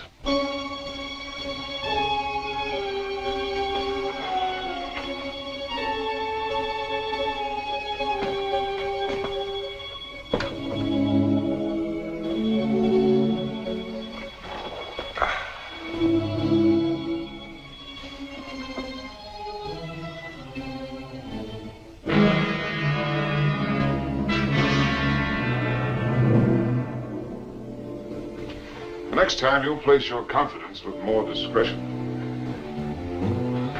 I suppose I ought to get out of here. I've kept you up late enough. Oh, you're more than welcome. But I do wish you would at least telephone Gay. She must be terribly worried. Worried to death. She's worried for fear I'll come home, you mean? Well, the least I can do for Gay is to spare her the boring job of standing by me. Now listen to me, my boy. You're not as wise about everything as you may think. And you mustn't despair. If there's one thing I can't abide, it's despairing. What would you have me do? Hope for a high court judgeship? Well, not for a while. But all this talk about giving up the bar is just so much poppycock. If I know anything about Gay, there's nothing at all she wants at this moment but... Father.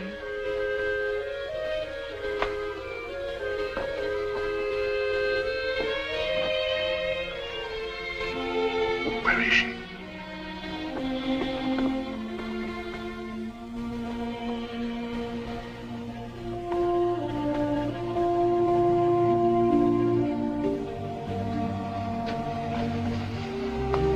Hello, Tony. Hello. What about having some breakfast? Oh, do you mind? Thanks, but... Matter of fact, I was just leaving. Tony, you really shouldn't have worried me like this. I waited up till all hours. I should have known you'd be here, Simmy. I was proud of you today. Yes, I was. Darling, it won't be easy. There'll be those that laugh at you, sneer. And I don't think the newspapers will be very kind. The worst thing of all was what I did to you. Tony, the most important moment in your life wasn't when you discovered what she was. And it wasn't really even when you had the courage to stand up there before the whole world and confess your own mistakes. The most important moment... Look at me, Tony. The most important moment in your life is now. My husband is the most brilliant man I've ever known. You can throw away your career and become a beachcomber, if that's what you want. Maybe that's not such a bad idea. Darling, don't you understand? I want you back on the job just as fast as ever you can. And I hope you're a tough case. Very tough. So that it will take the very best you have. Winning every verdict you're after. Convincing them. There you go again, darling. With all your fancy ideas about me. Incidentally, darling, you do